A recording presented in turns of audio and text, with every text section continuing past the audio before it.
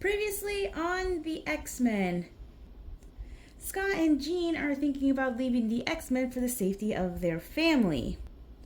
Jean sees a terrible premonition of what could happen if they don't leave the team and for the safety of their son. And this could be foreshadowing something that could happen later on. Storm loses her powers and she can't stay with the X-Men anymore, so she leaves the team, leaving them a farewell note saying that they now walk two completely different paths. And we have Jean Grey here saying that she needs the X-Men. Wait, what?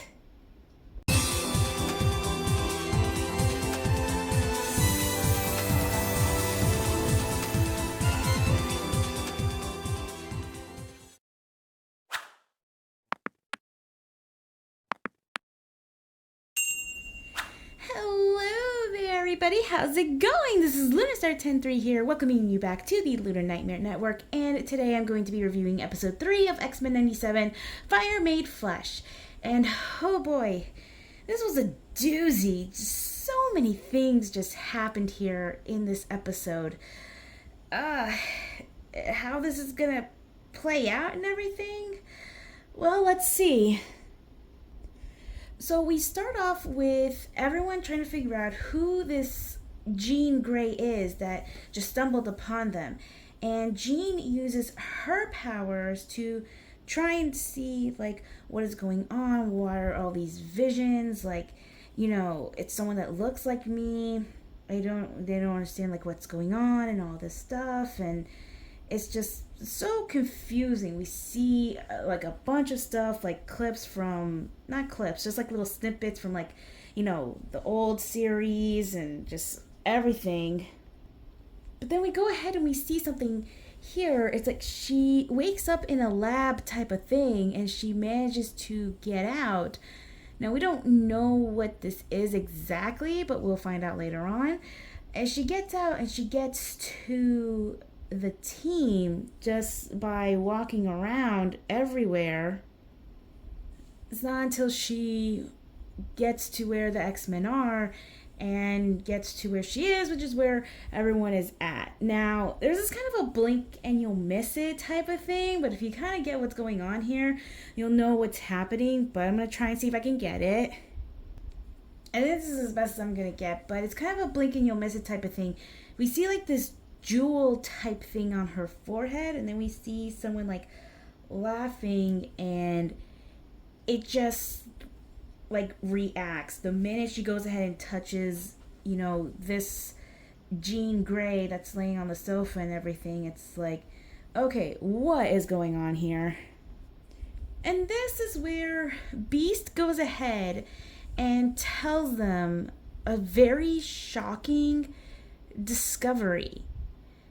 The Jean Grey that's laying on the couch is the actual Jean Grey. And everyone's confused. They're saying, what do you mean, the actual Jean Grey? What are you talking about? And everything. Hey, and he's saying, hey, look, I did everything. I did all the tests and everything. The sample of, you know, like, you know, the blood samples and everything else. Yeah, there's no doubt in my mind. This is the actual Jean Grey. And you know, the one that we have, you know, could be like a clone or something like that. But everyone's just kind of doubting it because they're saying, wait a minute, there's no way that this is the actual Jean Grey when we have Jean Grey here throughout the entire time. One thing, though, is that everyone's just still kind of confused. And here's another thing, too. We see Roberto here. I thought he left in the very first episode. Why is he back here in this mansion? Huh? But anyways, we'll get back to that in a second. She goes on. Jean, like, goes off. Like, destroys the samples and everything. She's just going off and saying, like, guys, come on. You know me. I'm Jean Grey. I'm one of the professor's students and everything. I've been part of the X-Men for such a long time. And, you know, I know all of you. I know, like, your memories and everything else. And she even asked Scott to vouch for her and everything. And shockingly enough, he does not defend her.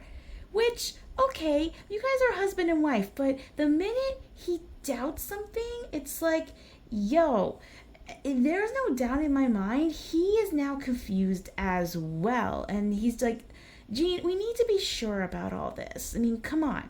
Like, say you really are the real thing. They could have made a real life clone of you that has everything matched out to say that that's the real thing and it's not really you and things like that. But she doesn't want to hear it. And she just basically just says, Storm would have believed me. And she just goes and takes the baby and just goes to the room where she and Scott are staying in along with the baby. Scott tries to go ahead and talks to her and just being like, hey, look, I'm not saying I don't believe you. It's just a lot of things have been happening right now, and we just need to be sure because, all of a sudden, we don't have our professor. It's been a year. Magneto comes in and leads the team. And, we were all, like, planning to go ahead and leave, but it's like we can't now because we need to keep an eye on Magneto and everything like that. And it's like now this person that could be Jean Grey and everything, we don't really know. It could be a trap. It's just I don't really know what to believe anymore. And Jean is just like, look, I just really want you to believe me and everything else. And like even before he came in, she tells, her son, Nathan, being like, don't worry, my darling, it'll be okay. We should have left when we had the chance and all this stuff. Which leads me to believe that maybe she didn't really know like what's going on. It's just like, yes, we can chalk it up to like her wanting to have a better life with him, her, and the baby and just not worry too much about it. But you gotta understand too, I mean, they're the professor's first students. Like, and again, she should have known with saying that she wanted to leave the team and everything. There was no way he was gonna say, yeah, we'll do it. Like, he said yes, but then the minute Magneto comes, it's like, well, no, we can't go now, because I don't know this guy's true intentions. Beast, Bishop, and Cyclops are in the labs with this Jean Grey that is there and everything, and Bishop's saying, like, look, I don't really know what's going on. Like, I've seen a lot of things, my timeline and everything, but, I don't know. Maybe there could be something going on. Maybe, it could be someone from like another version of, the dimensions or something like that. Maybe it could figure something out or find something like, in there and things like that. And when Beast goes ahead and looks at all of the stuff, I think getting also a sample from, the Jean Grey that they have here, he says, oh my word, Scott, you need to go ahead and get your son out of where, your wife, quote unquote, is and everything. And I'm like, what's going on? It's like, I think I know what's going on here. And the only word I can describe is sinister. And we hear someone on the baby monitor just calling out to her and being like, oh, you know who I am. I'm Mr. Sinister, but you can call me Father. And it is revealed that, yes, she is indeed a clone of Jean Grey. And the gem that he has put inside of this Jean Grey is so that he can control her and manipulate her once he has something that they want. And they do have something that he wants, and it's their son. He wants their son for his grand plan, his grand scheme, and is doing everything in his power to go ahead and take control of this Jean Grey, and it works. Like, she goes ahead and just destroys everything in the room. Like, she puts the baby down on the crib and like just destroys the pictures of everything from like the wedding to all of their friends to Professor Xavier, like just destroying like everything inside there. And she just goes ahead and transforms into this, like evil type version. It's not the Phoenix, but it's like, oh boy. And we see like these red eyes, and it's like, okay, yeah, it's Mr. Sinister. He has complete control over the clone and everything, and it just goes crazy. Like, it's like the start of a horror movie right here. Scott and Bishop try to get to the room where the baby is, but the Jean Grey there just goes ahead and just messes everything up. Put like anything that's like there, she contorts into like their own worst type of fears, and it's just so messed up. Every single one of them gets into like their worst types of fears. For Cyclops, it's Professor Xavier and him getting the demerits and everything. For Bishop, he sees like a face of someone from the future and everything, one of his allies and everything. Every single one. Gambit sees something he can never unsee, which is Rogue and Magneto. And we see Jubilee and Roberto. And Roberto, his whole thing is like his parents finds out that he's a mutant. They're going to disown him. They're going to send him away. Like they're going to say, oh, you're not my son or anything like that. And it's just so weird up to a point. It was getting so messed up to where they're fighting like ghouls, demons, goblins, all this stuff. And, it was getting too much for them. But then this Jean Grey comes in and saves them. And it's like they finally know, okay, so this one is the real Jean Grey. So now we know it is really her. But then who is this other Jean Grey that we have? And this is where we get a big, huge reveal, especially for like the X-Men and Scott himself. That yes, she does reveal she is the clone from Mr. Sinister, and he has his whole plan to fruition and everything else, and she takes the son with her, holding it hostage, and she calls herself the Goblin Queen. And everything up to this moment was for his plan, and him to take what is now rightfully his and everything else. And so she leaves with her son to go to Mr. Sinister. After all this, they now know that yes, Mr. Sinister is getting what he wants, but they can't allow any more of this to happen. And Scott here pretty much is so conflicted because the woman that he has known as his wife this whole entire time wasn't really his wife. It was just a clone, and they had a child. And Jean's like freaking out because she's sensing some stuff and it's not really good. And Morph is explaining to Roberto, because he still knew, who Mr. Sinister is, a scientist in the 1800s, and started splicing up mutants, taking DNA, and just doing a whole bunch of things. And I believe he was the one that brought Morph back to life after he was left for dead, even though they didn't mean to leave him, but there was not much that they could do back then. And just pretty much like had him turn on the X-Men until he came back to the X-Men side. And, he pretty much is like, yeah, I know where he is. I can show you. And everyone's kind of concerned because it's like, Morph, you don't really have to. You could just tell us the name, give us the coordinates, and we'll all go. You stay here with, Jean and the others and everything else. But he's like, no, I really have to go. I need to go ahead and do what I gotta do and everything else. And Magneto goes ahead and is like, yeah, some of us need to go and do all this. Like, this madman just went ahead and just, hurt one of us. Like, just hurt one of us and, played us for far too long. And we're not gonna handle that anymore.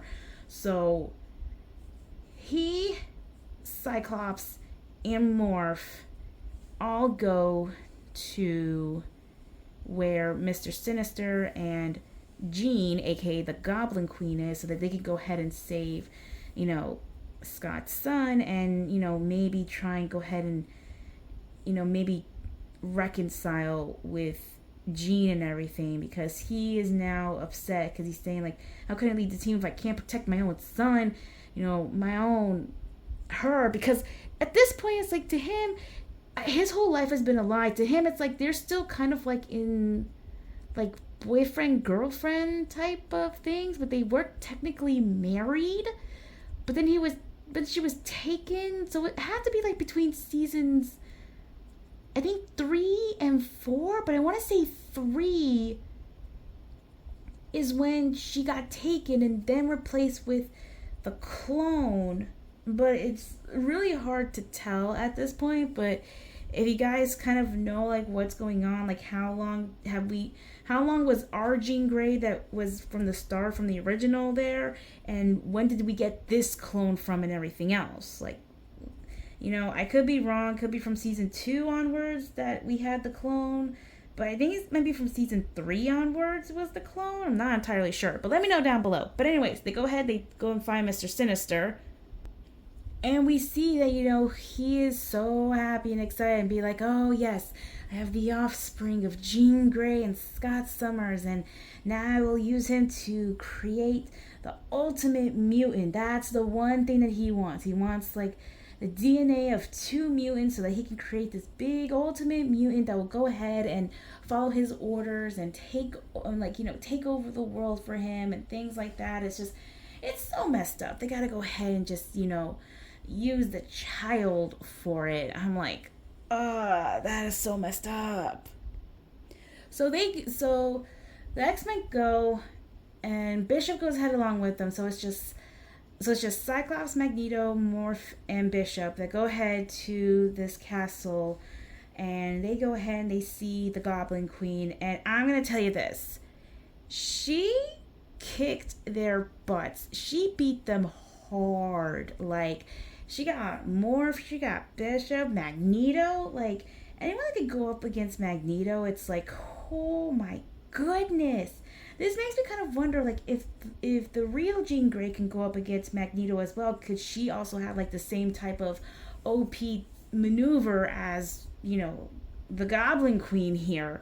And when she goes to Scott and everything, just trying to go ahead and, like, manipulate him so badly, it's just like, oh, man.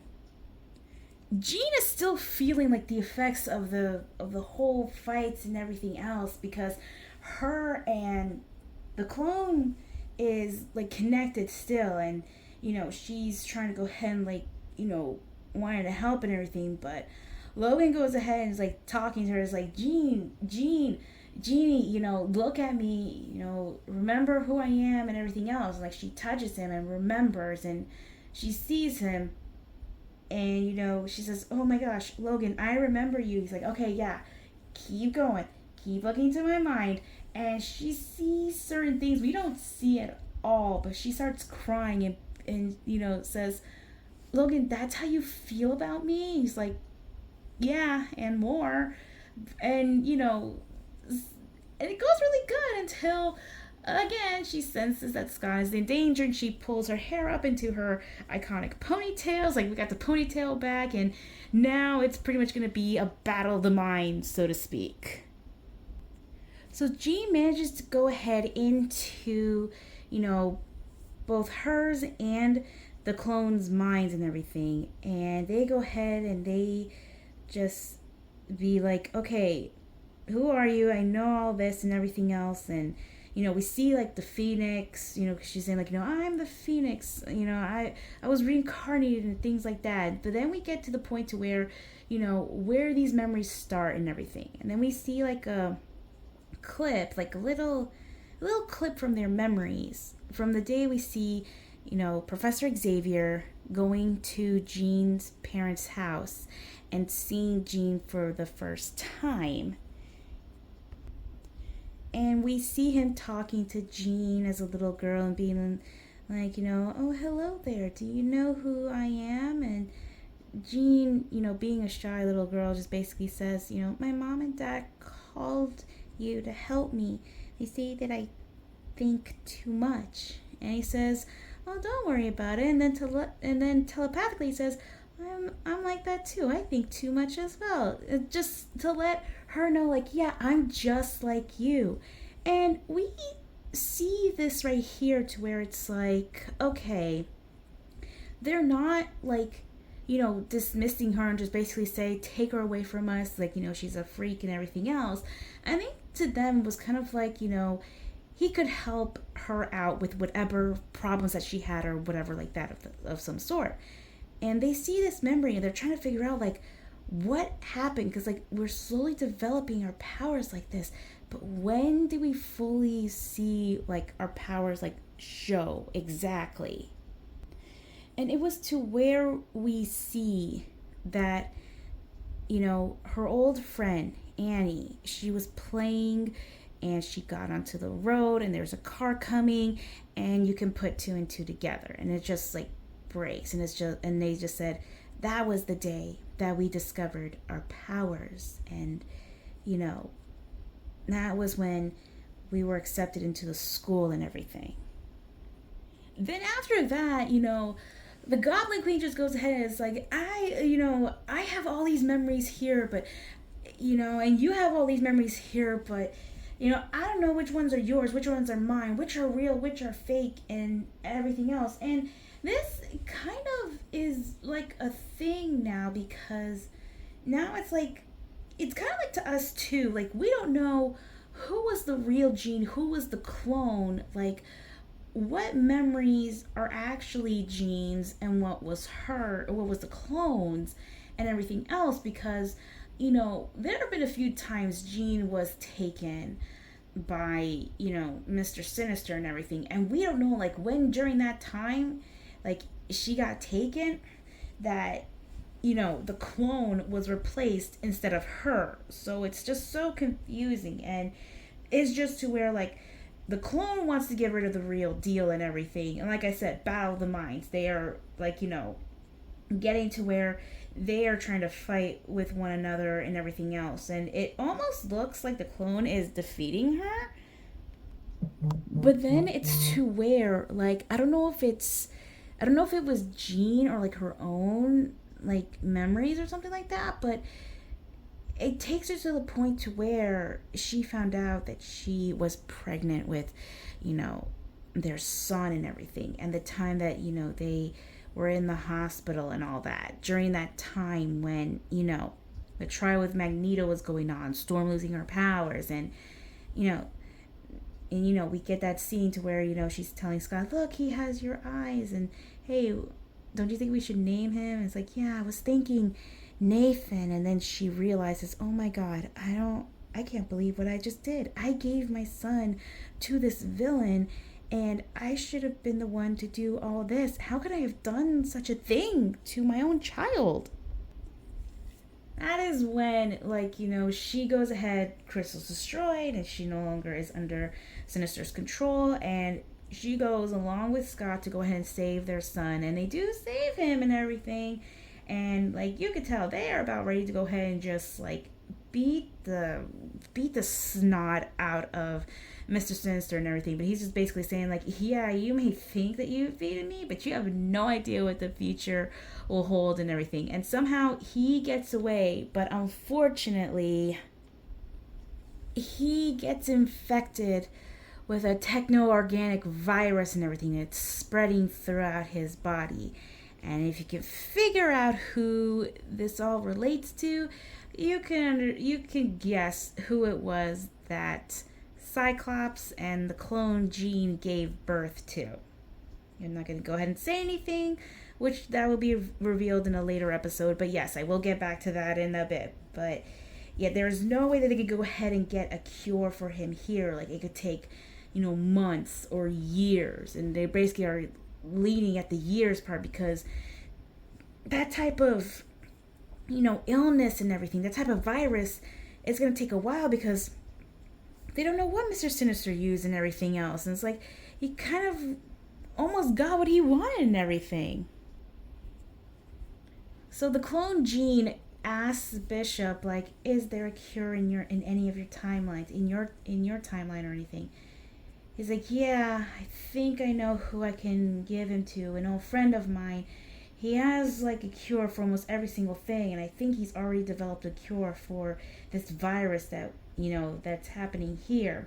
But there was a problem.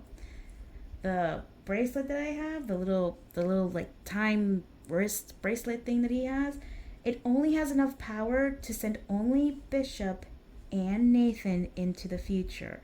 So that means that neither one of the parents can go. And this pretty much just messes up Scott in a way. Finding out that he can't go with his son to the future to get the cure and get him back here and everything else. He feels like to him, he is abandoning his child. And he says that he does not want to be like how his father was, because his father abandoned him when he was a child. If I had to take a guess, because of the fact that he knew about all that, or maybe his mother said something to him and stuff like, oh, he abandoned us when you were a little baby and things like that. Maybe he developed like his mutant type powers then or whatever. I have no clue.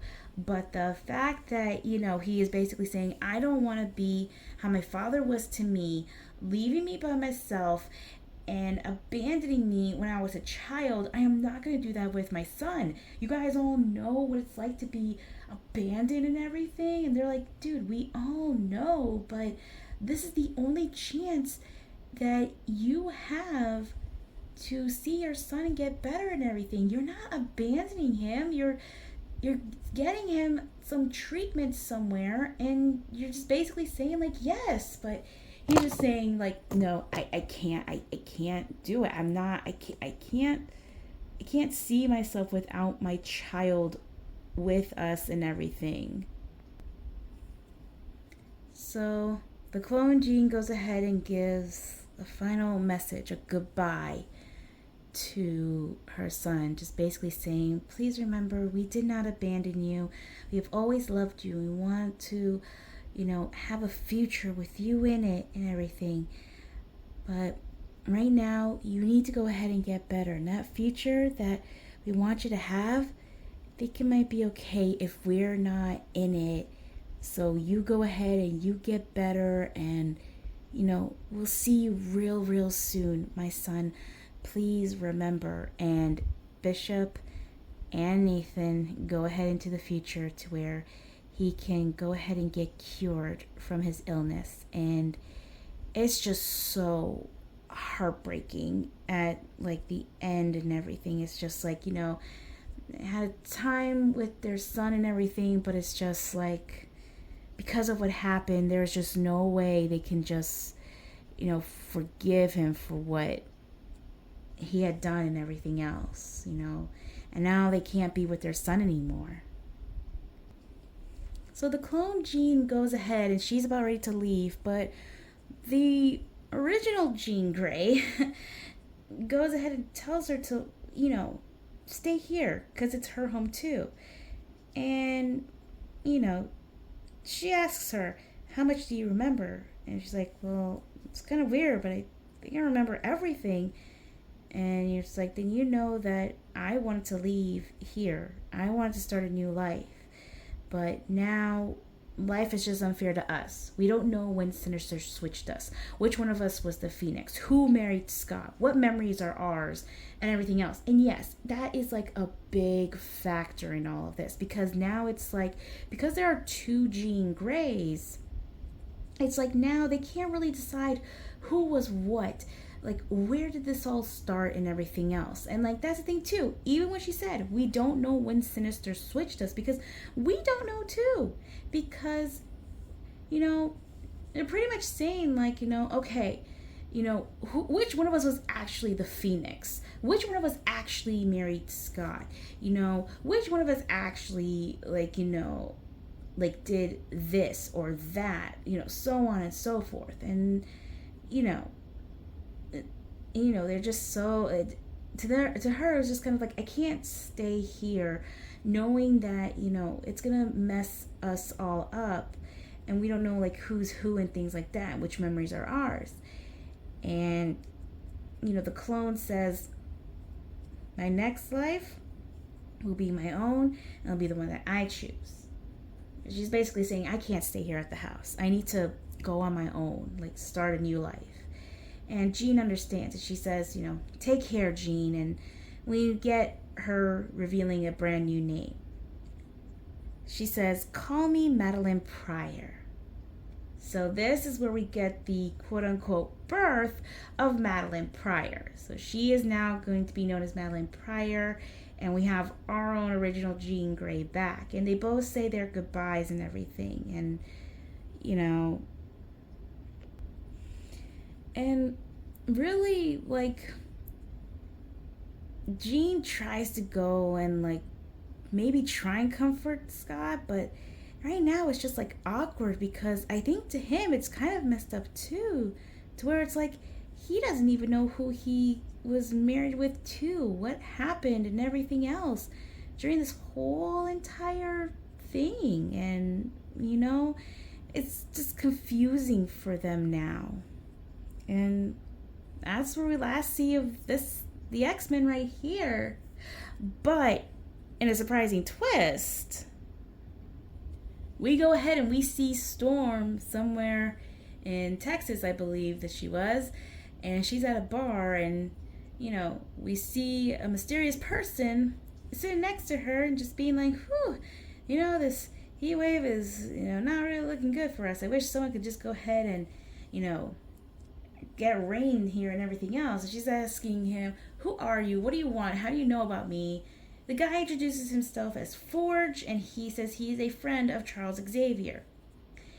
And he says to her, I'm here to give back what you lost. That means he is going to find a way to get her powers to come back.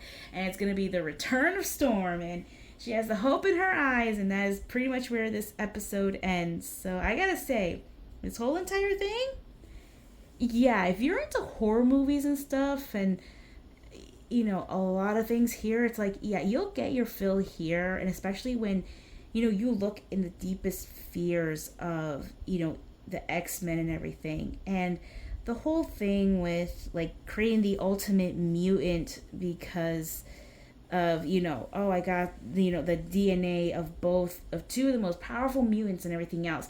Now this whole thing with Jean and Madeline, it's gonna be confusing because now we're trying to figure out, when was it that she got switched out with Madeline and everything. It had to have been during like the wedding. I think like maybe the second wedding, or it could be like during the time when like she was the Phoenix or something like that. We don't really know, so we're not really sure how this is gonna like work out and everything. But I gotta say, like, this episode here, whew, boy, it was just a lot. I mean, I gotta say, and I think a lot of us are gonna have to try and piece together what's happening, what's going on, who was what, who had like what memories and things like that. It's gonna be a challenge, and we're all for it. But I think one thing we can deduce is how they separate Jean and Madeline, because their auras are different. Madeline has like a green type of aura from her, from her being like, under Sinister's control and being the Goblin Queen, to Jean having like the blue aura around her and things like that. That's how like we separate the two of them. And, everything else that has happened is going to be very interesting, especially like, with the fact that, Scott has some issues, like, didn't want to leave his son, but they have no choice, and he's just like, I can't do it. I'm sorry. I can't leave him. And, everything else that had transpired up until this point, it's like, now his whole thing, his whole life, he's gonna have to try and figure out like what's what, this whole entire thing. And now with the case with Jean and Logan, and finding out how much Logan cares about her, and so many things, it's like, ugh, oh boy. I mean, this love triangle, I mean, it's just a lot. It's just a lot, and I think at this point in time, it's getting really good. And again, if you like horror movies or something like that, this will be a good episode for you to watch and everything. But yeah, that'll do it for this review, guys. What did you guys think of it? And, how are you liking the series so far? I know we're like halfway through, and, we got like 5 more episodes left, and oh boy, I'm not gonna be ready to talk about a certain episode that we have seen. Oh boy. But anyways, guys, let me know what you guys think about it. Make sure to like, share, comment, and subscribe to this channel, and ring that bell so that you can be notified of any other future videos that I do. And, keep an eye on this. I'm going to be doing more reviews. It's going to come out a little bit later, but yeah, I'm trying to find like a certain type of schedule I can go ahead and like pump out these reviews and get them out there as quick as I can before season 1 ends. But other than that, I will see you all next time. Lunar Nightmare Network, signing off.